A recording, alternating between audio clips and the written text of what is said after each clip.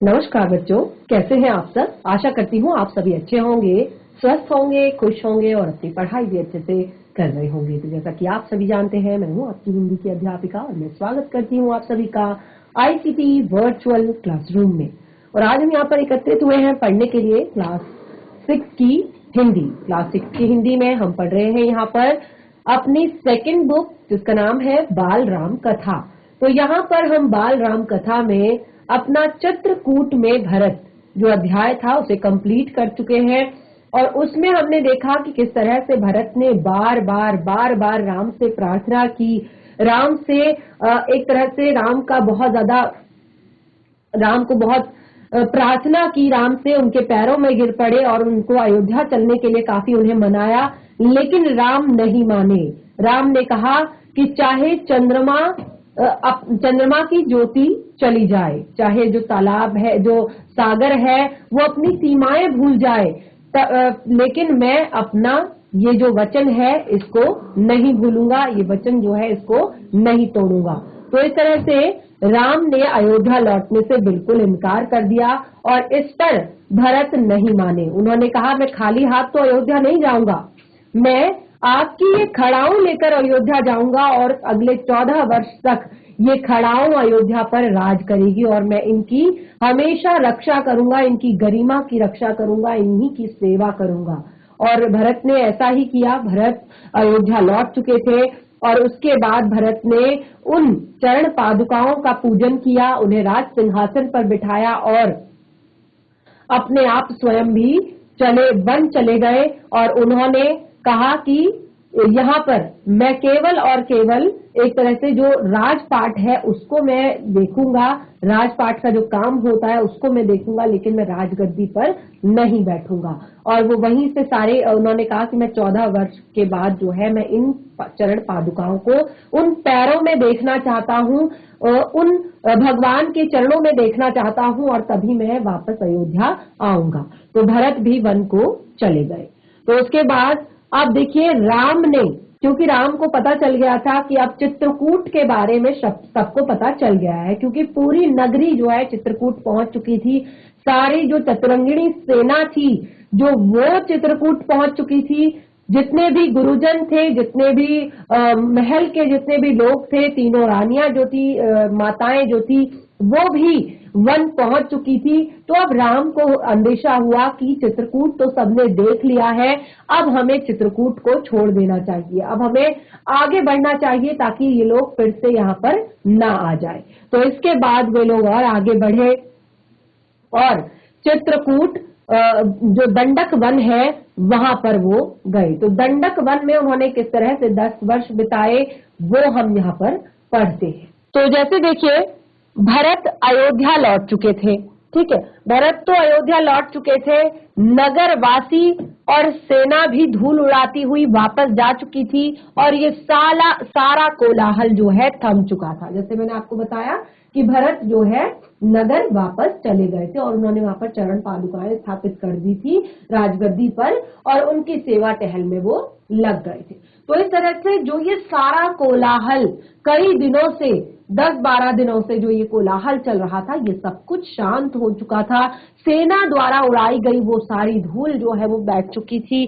तो 2 दिन बाद जो चित्रकूट की परिचित शांति थी वो वापस लौट आई। जिस तरह से चित्रकूट वन में जो एक शांति थी वो 2 दिन बाद वापस, जब भरत अयोध्या पहुंच चुके थे, तो वो शांति जो है वापस लौट आई। पक्षियों की चहचहाहट फिर सुनाई पड़ने लगी। हिरणों की कुलाचे भरते हुए हिरणे भी कुलाचे भरते हुए बाहर निकल आए। राम पर्णकुटी के बाहर एक शिला पर बैठे थे। राम जो है पर्णकुटी जो उन्होंने बनाई थी बाहर, उसके बाहर एक शिला पर बैठे हुए थे। शिला यानी कि पत्थर, शिलाखंड पर बैठे हुए थे। एकदम अकेले बैठे थे, विचार मग्न थे, विचार कर रहे थे और कुछ सोच रहे थे। तो उन्होंने क्या विचार किया, देखिए जैसे मैंने आपको बताया, उन्होंने विचार किया कि चित्रकूट अयोध्या से केवल 4 दिन की दूरी पर था। जो चित्रकूट वन था वो अयोध्या से केवल 4 दिन की दूरी पर था।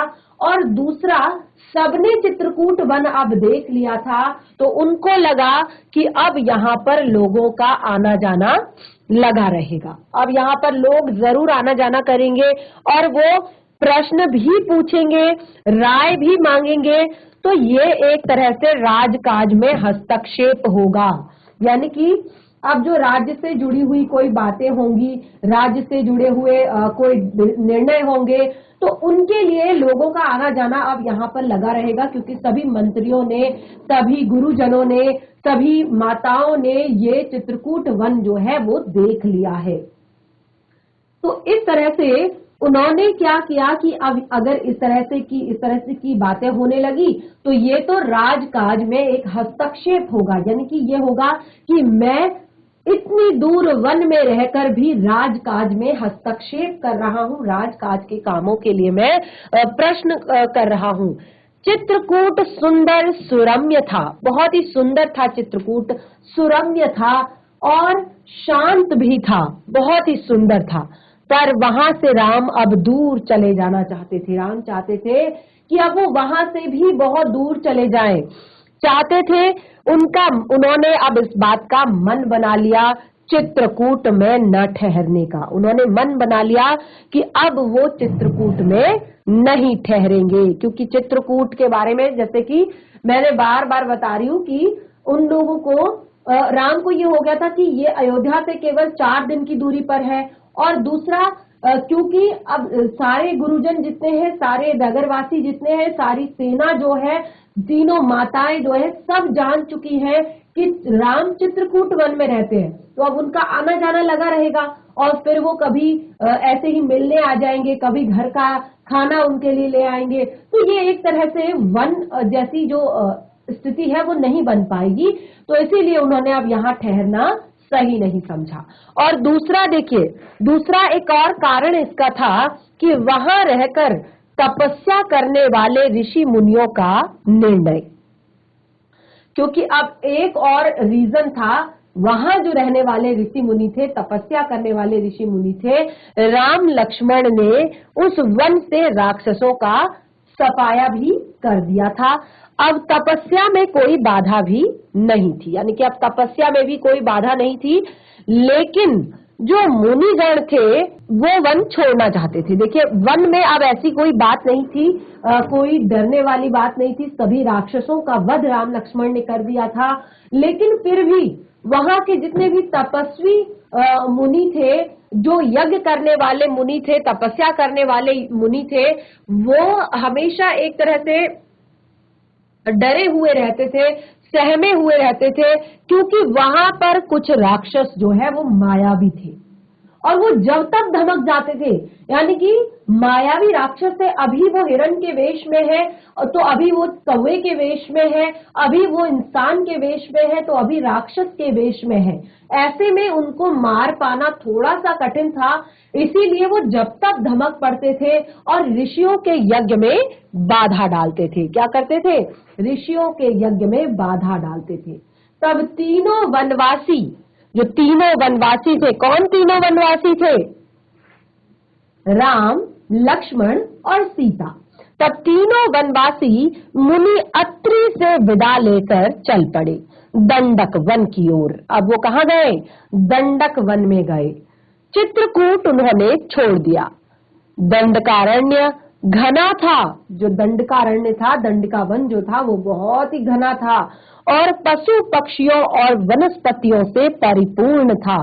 इस वन में अनेक तपस्वियों के आश्रम थे, अनेक राक्षस भी थे, लेकिन राक्षस भी कम नहीं थे और वे ऋषि मुनियों को कष्ट देते थे। वहां पर भी सेम चीजें थी कि बहुत सारे तपस्वी मुनि थे वहां पर, लेकिन राक्षस भी कम नहीं थे। राक्षस इसी तरह से मुनियों को परेशान करते थे, मुनियों को कष्ट देते थे, उनके अनुष्ठानों में विघ्न डालते थे।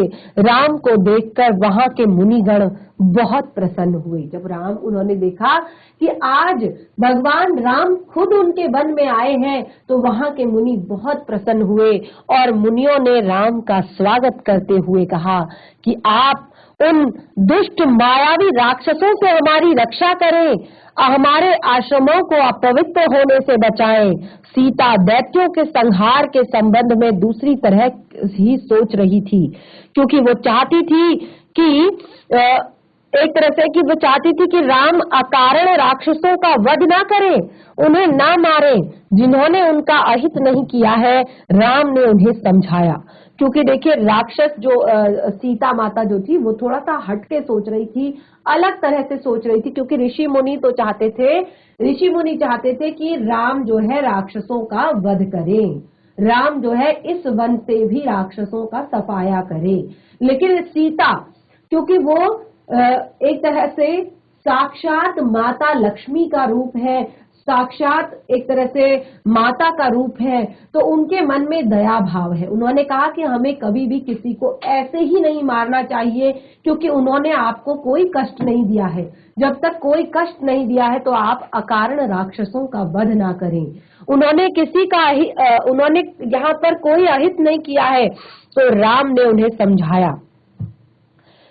उन्हें समझाया। क्या कहा? सीते, राक्षसों का विनाश ही उचित है, यानी कि ये राक्षसों का विनाश करना ही उचित है, क्योंकि ये मायावी हैं। ये मायावी यानी कि इनके पास बहुत तरह की शक्तियां हैं। ये अलग अलग तरह के रूप धारण कर लेते हैं, अपनी माया से लोगों को एक तरह से मोहित कर लेते हैं। लोगों को अगर देखिए, अभी वो एक मैंने बताया ना कि अभी वो अगर एक कौवा है तो उसी टाइम पे वो एक हिरन बन जाएगा, फिर उसी टाइम पे वो एक भेड़िया बन जाएगा, फिर उसी टाइम पे वो एक इंसान बन जाएगा। तो इस तरह से उसको बहुत सारी एक तरह से शक्तियां हैं। तो ये मुनियों को कष्ट पहुंचाते हैं, ये उन ऋषि मुनियों को कष्ट पहुंचाते हैं।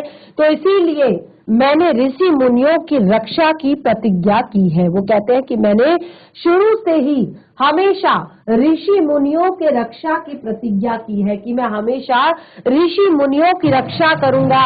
एक तरह से जो धर्म है उसकी रक्षा करूंगा। क्योंकि राक्षस क्या करते हैं? राक्षस तो अधर्म करते हैं, लोगों को कष्ट पहुंचाते हैं, लोगों को पीड़ा देते हैं।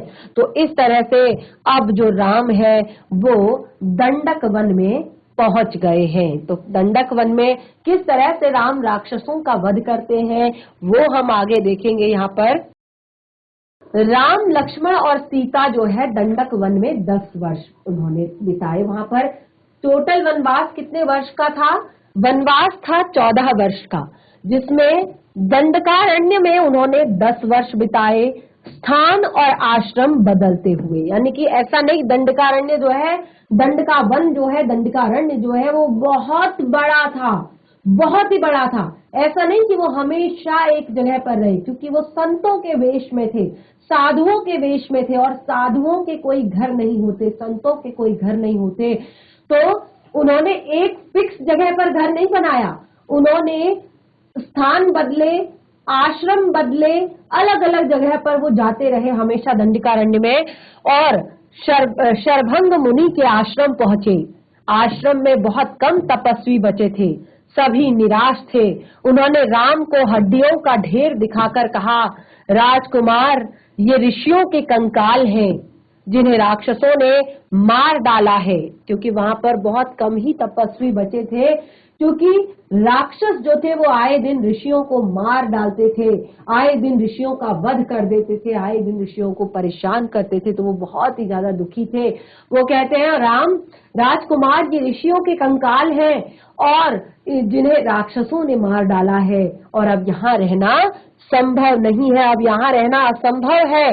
और उसके बाद श्रुति क्षण मुनि ने राम को राक्षसों के अत्याचार की कहानी सुनाई थी।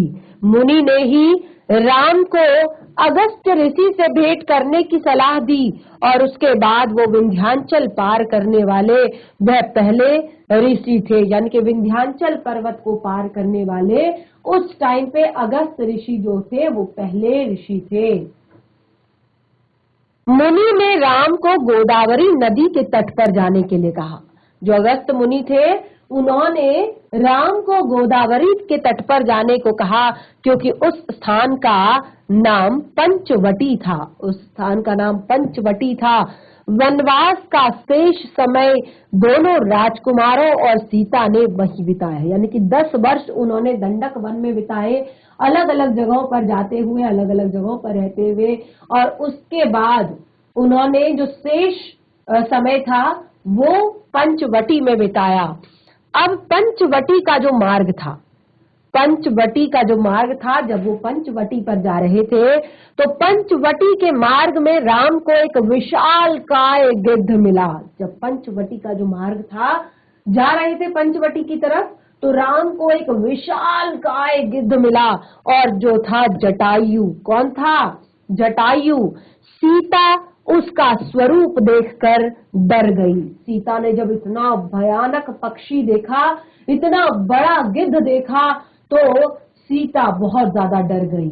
और लक्ष्मण ने उसे मायावी राक्षस समझा। लक्ष्मण को लगा कि इतना बड़ा गिद्ध तो हो ही नहीं सकता है, ये जरूर कोई मायावी राक्षस है जिसने गिद्ध का रूप धारण किया हुआ है। तो वे तुरंत ही धनुष उठा ही रहे थे, यानी कि लक्ष्मण ने उसको मार गिराने के लिए जैसे ही धनुष उठाया, जटायु ने कहा, हे राजन, मुझसे डरो मत। जटायु ने क्या कहा? हे राजन, मुझसे डरो मत, मैं तुम्हारे पिता का मित्र हूँ। मैं तुम्हारे पिता का मित्र हूँ, मैं वन में तुम्हारी सहायता करूंगा।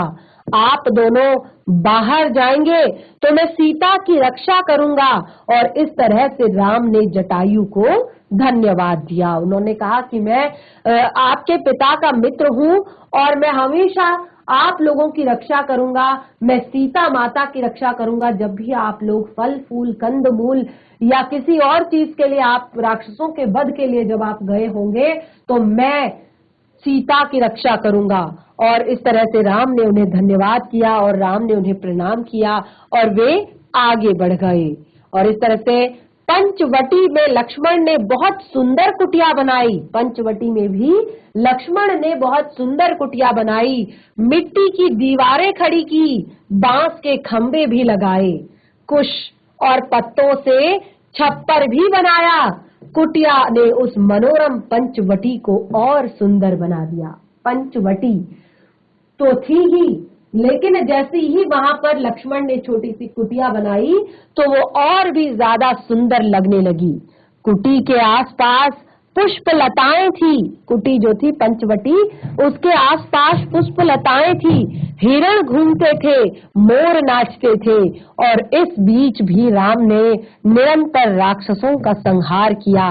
जब भी वे आश्रमों पर आक्रमण करते, राम लक्ष्मण तब तक उन्हें मार देते थे और उन्हें सीता को पकड़ लेने वाले राक्षस विराध को मारा था। एक बार एक राक्षस जो था, उसने सीता को पकड़ लिया था। उस राक्षस का नाम था विराध, तो उसको भी राम ने मार डाला। तो इस तरह से अब पंचवटी से भी राक्षसों का अस्तित्व लगभग राम ने मिटा ही दिया था। अब इस वन में भी तपस्वी शांति से तप करने लगे, शांति से अपना अनुष्ठान, अपनी पूजा, अपना यज्ञ करने लगे। इस तरह से एक दिन जब राम बैठे हुए थे और सीता लक्ष्मण भी कुटी के बाहर बैठे हुए थे, लता कुंजों को निहार रहे थे। एक दिन क्या हुआ कि जब राम लक्ष्मण सीता जो है बैठे हुए थे और लता कुंजों को निहार रहे थे, पुष्पों को निहार रहे थे, लताओं को निहार रहे थे, तो उसी समय उनके सौंदर्य पर मुग्ध होते, यानी कि लता कुंजों को, जो पुष्प और लताएं हैं, उनको निहार रहे थे और उनकी सुंदरता पर मुग्ध हुए जा रहे थे। तभी लंका के राजा, अब देखिए जो रामायण है, जो राम कथा है, उसका असल जो अध्याय है, यानी कि जहां से ये पूरी सीता हरण की जो कहानी है वो शुरू हुई, उसका पाठ हमारा यहाँ पर स्टार्ट हो रहा है, तो ध्यान पूर्वक पढ़े। तभी लंका के राजा रावण की बहन शूर्पनखा, क्या था उसका नाम? शूर्पनखा, वहां आ गई और राम को देखते ही उन पर मोहित हो गई, क्योंकि वो एक राक्षसी है और राम को देखकर उन पर मोहित हो गई। पर जैसे ही उसने स्वयं को पानी में देखा, अब देखिए उसने पहले राम को दूर से देखा और उसके बाद फिर उसने अपना चेहरा देखा पानी में, तो उसका चेहरा बहुत ज्यादा विकृत था, यानी कि बहुत ज्यादा भयानक था, क्योंकि वो एक राक्षसी थी। विकृति यानी कि कोई भी जो दांत टेढ़े मेढ़े थे, लंबे थे, चेहरे पर बहुत ज्यादा झुर्रियां पड़ी हुई थी, बहुत बूढ़ी लग रही थी, पर राम के मोह में आसक्त थी। राम के मोह में आसक्त थी, उन्हें पाना चाहती थी, और क्योंकि वो भी एक मायावी राक्षसी थी, तो उसने भी माया से एक सुंदर स्त्री का रूप बना लिया। जैसे मैंने आपको बताया ना कि कभी वो हिरण का रूप धारण कर लेते हैं, तो कभी वो सिंह का रूप धारण कर लेते हैं, कभी कौवे का रूप धारण कर लेते हैं, तो कभी इंसान का, कभी राक्षस का। तो वो भी एक मायावी थी, राक्षसी थी, तो उसने भी अपनी उस वृद्धावस्था को, अपनी उस कुरूपता को छिपाने के लिए माया से एक सुंदर स्त्री का रूप धारण कर लिया। तो उसके बाद शूर्पणखा राम के पास गई। शूर्पणखा जो है राम के पास गई, क्योंकि अब उसने एक सुंदर स्त्री का रूप धारण कर लिया था, और उनसे बोली, हे रूपराज, क्या कहने लगी? हे रूपराज, मैं तुम्हें नहीं जानती। हे रूपराज, मैं तुम्हें नहीं जानती। रूपराज यानी कि रूप के राजा, कहते हैं ना, महिलाओं को कहते हैं ना रूप की रानी, तो बिल्कुल रूपराज, रूप के राजा, कि तुम इतने सुंदर हो, इतने प्यारे हो। तो हे रूपराज, मैं तुम्हें नहीं जानती, पर मैं तुमसे विवाह करना चाहती हूँ। क्या कहा उसने? कि मैं तुम्हें नहीं जानती, पर मैं तुमसे विवाह करना चाहती हूँ। ये देखिए शूर्पणखा, पहले इस तरह से उसने छुप के राम को देखा, और फिर उसने देखा कि मैं तो इतनी भयानक लग रही हूँ, इतनी बूढ़ी सी लग रही हूँ, मेरे दांत इतने टेढ़े बेढ़े से हैं, इतने बड़े से निकले हुए हैं, चेहरे पर झुर्रियां हैं। तो उसने अपनी माया से सुंदर रूप धारण किया, और वो राम के पास विवाह का प्रस्ताव लेकर गई। और क्या कहती है? कहती है, इच्छा पूरी करो, मुझे अपनी पत्नी स्वीकार करो। क्या कहा? कि मेरी इच्छा पूरी करो और मुझे अपनी पत्नी स्वीकार करो। तो राम ने मुस्कुराकर लक्ष्मण की ओर देखा। राम मुस्कुराए और उन्होंने लक्ष्मण की तरफ देखा और अपना परिचय दिया। राम ने अपना परिचय दिया और सीता की ओर संकेत करते हुए कहा, सीता की तरफ संकेत करते हुए कहा कि ये मेरी पत्नी है और मेरा विवाह हो चुका है। ये मेरी पत्नी है और मेरा विवाह हो चुका है। राम शूर्पणखा को पहचान गए थे। राम शूर्पणखा को पहचान गए थे कि ये एक राक्षसी है, ये मायावी राक्षसी है, और इसने सुंदर स्त्री का रूप धारण कर रखा है, और ये शूर्पणखा है। इस तरह से वो सब कुछ जान चुके थे। फिर भी उन्होंने उसका परिचय पूछा। तो शूर्पणखा ने भी झूठ नहीं बोला। उस टाइम पे शूर्पणखा ने भी झूठ नहीं बोला। शूर्पणखा ने सच सच बताया, कहा कि वह रावण और कुंभकर्ण की बहन है। उन्होंने कहा कि उसने क्या कहा, क्योंकि राम को ये सारी चीजें पता चल गई थी कि ये राक्षसी है, ये मायावी राक्षसी है, ये शूर्पणखा है, लेकिन फिर भी उन्होंने परिचय पूछा। उन्होंने कहा तुम कौन हो, कि ये सच बताती है कि नहीं। लेकिन उस टाइम पे उसने सच बोला। उसने कहा मैं रावण और कुंभकर्ण की बहन हूँ और मैं अविवाहित हूँ। जब राम ने मना कर दिया, जब राम ने कहा कि मेरा विवाह हो चुका है और सीता मेरी पत्नी है, जब राम ने मना कर दिया तो वह फिर लक्ष्मण के पास गई। लक्ष्मण ने कहा, हे मेरे पास आने से तुम्हें कुछ नहीं मिलेगा। अब वो लक्ष्मण के पास गई विवाह का प्रस्ताव लेकर।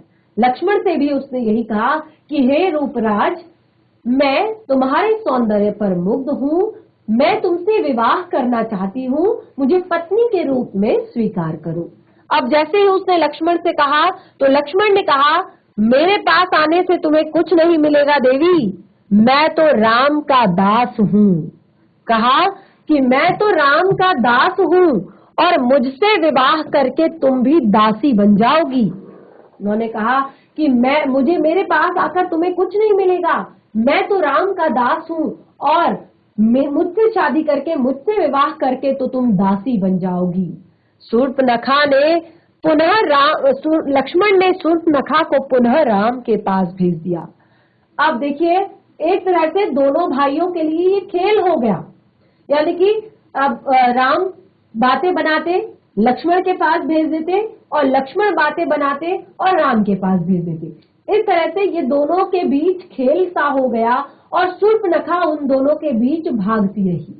अब क्रोध में आकर उसने सीता पर झपट्टा मारा। अब उसको बहुत ज्यादा गुस्सा आ गया कि ये दोनों मुझे इस तरह से परेशान कर रहे हैं, मेरा मजाक बना रहे हैं, मुझे तंग कर रहे हैं। तो उसने क्या किया, गुस्से में आकर सीता पर झपट्टा मार दिया, ये सोचकर कि राम इसी के कारण विवाह नहीं कर रहे हैं। उसने सीता पर झपट्टा मारा, वो सीता को मारने के लिए तैयार हुई कि राम इसी स्त्री के कारण मुझसे विवाह नहीं करना चाहते हैं। तब लक्ष्मण ने तत्काल उठ खड़े हुए, तलवार खींची और उसके नाक कान काट दिए। जैसे ही वह सीता की ओर झपटी तो लक्ष्मण को क्रोध आया, उन्होंने तुरंत तलवार निकाली और उसके नाक कान दोनों काट दिए। खून से लथपथ शूर्पणखा रोती बिलखती भागी।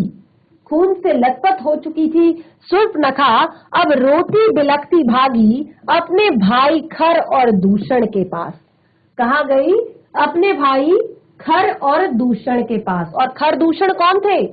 देखिए, अभी अभी उसने अपने भाइयों का नाम बताया था, रावण और कुंभकर्ण। लेकिन अभी वो दौड़ती दौड़ती कहाँ गई?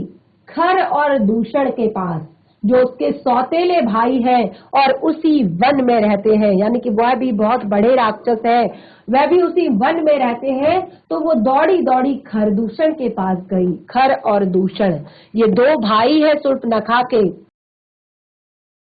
तो इस तरह से जब वो खरदूषण के पास गई तो शूर्पणखा की दशा देखकर, क्योंकि अब वो उनकी बहन है, तो शूर्पणखा की दशा उन्होंने जब देखी तो खर और दूषण के क्रोध की सीमा न रही। राक्षस तो है ही, गुस्से से बिल्कुल बहुत ही ज्यादा गुस्से में आ गए और उन्होंने तत्काल 14 राक्षस वन में भेज दिए। उन्होंने तत्काल 14 राक्षस वन में भेजे और शूर्पणखा भी उनके साथ गई, यानी कि वो बताने गई कि किसने उनकी ये दशा की उसकी। राम जानते थे कि राक्षस बदला लेने अवश्य आएंगे। राम को पता था कि राक्षस जो है बदला लेने के लिए जरूर आएंगे, वे तैयार थे। सीता को उन्होंने सुरक्षित स्थान पर भेज दिया था लक्ष्मण के साथ। राक्षस राम के सामने टिक नहीं सके और जो राक्षस है अब वो राम के सामने नहीं टिक पाए और देखते ही देखते राम ने सबको ढेर कर दिया। जितने भी 14 राक्षस शूर्पणखा के साथ आए हुए थे, राम ने उन्हें देखते ही देखते कुछ ही क्षणों में ढेर कर दिया। शूर्पणखा ने एक पेड़ के पीछे से यह सारा दृश्य देखा। तो शूर्पणखा जो है उस टाइम पे फिर राम के सामने नहीं गई, अब वह एक पेड़ के पीछे छुपकर ये सारे दृश्य देख रही थी। अब राम के पराक्रम से वह चकित थी। उसने देखा कि इसने 14 राक्षसों को अकेले मार दिया। राम के पराक्रम से वो चकित हो गई थी, आश्चर्यचकित हो गई थी और उसका मोह, उसकी आसक्ति और भी ज्यादा बढ़ गई थी और उसके साथ उसका क्रोध भी बढ़ गया था।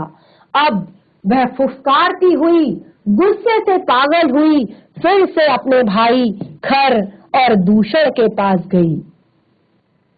इस बार खरदूषण राक्षसों की पूरी सेना के साथ चले। अब इस बार खरदूषण ने 13-14 राक्षस नहीं भेजे, अब वह राक्षसों की पूरी सेना के साथ चले।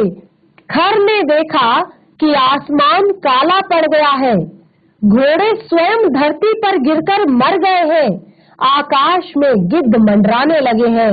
ये अमंगल के संकेत थे। यानी कि जो खर था उसने देखा, जब वो युद्ध करने के लिए जा रहे थे राम से राक्षसों की सेना के साथ, तो उसने देखा कि आसमान पूरा काला पड़ गया था, आसमान में बहुत सारे गिद्ध घूम रहे थे और जितने भी घोड़े थे वो अपने आप मर रहे थे धरती पर गिरकर, पर वह रुका नहीं। उसको यह अमंगल का संकेत तो लगा कि कुछ तो गलत होने वाला है, लेकिन फिर भी वो रुका नहीं, आगे बढ़ता गया। घमासान युद्ध हुआ और अंत में विजय राम की हुई, यानी कि उन्होंने खर और दूषण के साथ उनकी पूरी सेना को धराशायी कर दिया था। कुछ पिछलगू राक्षस बचे थे जो वहां से जान बचाकर भाग निकले। अब देखिए, कुछ राक्षस जो है, जो उनके पीछे पीछे चल रहे थे, वो राक्षस जो है बच गए और वो वहां से जान बचाकर भाग गए। भागने वालों में से एक राक्षस का नाम अकंपन था।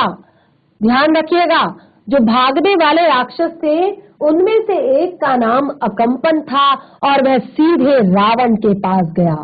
वह सीधे रावण के पास गया, लंकाधिपति को उसने पूरा विवरण सुनाया।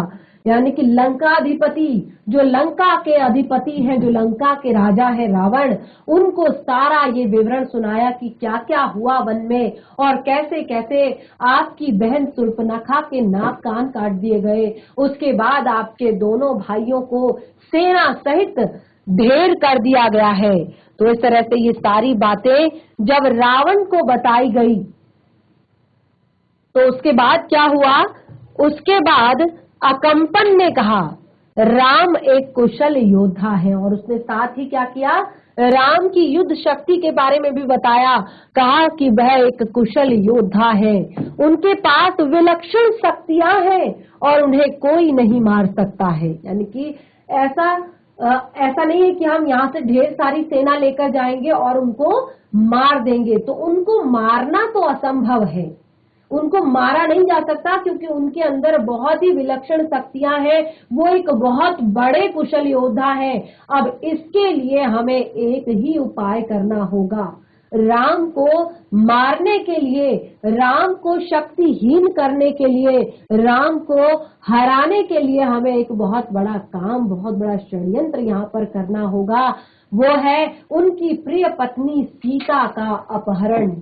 यही एक उपाय है जिससे हम राम को हरा सकते हैं, राम को मृत्यु तक पहुंचा सकते हैं, क्योंकि उन्होंने कहा राम सीता से बहुत अधिक प्रेम करते हैं और सीता का अपहरण, इससे ही उनके प्राण स्वयं ही निकल जाएंगे। यानी कि फिर उसके बाद कुछ भी करने की जरूरत नहीं पड़ेगी, वो एक तरह से शक्तिहीन हो जाएंगे, दुखी हो जाएंगे और उनके प्राण स्वयं ही निकल जाएंगे। वो कभी भी युद्ध करने लायक नहीं बचेंगे। अब रावण को ये बहुत अच्छा आइडिया मिल चुका था। अब वह सीता हरण के लिए तैयार हो गया था। रावण जो है सीता हरण के लिए तैयार हुआ और महल से निकल गया। रास्ते में उसकी भेंट मारीच से हुई, जो था ताड़का का पुत्र। जो शुरुआत में मैंने आपको बताया था ना, जब ताड़का का वध किया था राम ने, तो मारीच मिला था उस टाइम पे उन्हें। तो मारीच को उस टाइम पे उन्होंने बहुत दूर समुद्र के तट पर फेंक दिया था। यानी कि उस पूरे वन से निकालकर उन्होंने मारीच को दूर समुद्र तट पर फेंक दिया था, जो ताड़का का पुत्र था। अब ताड़का का वध तो राम पहले ही कर चुके थे। मारीच बहुत ज्यादा क्रोधित था और राम की शक्तियों से भी परिचित था, क्योंकि जिसने उनकी इतनी ज्यादा शक्तिशाली माँ को मार डाला हो और उसको इतनी दूर पटक दिया हो, वो कितने शक्तिशाली होंगे।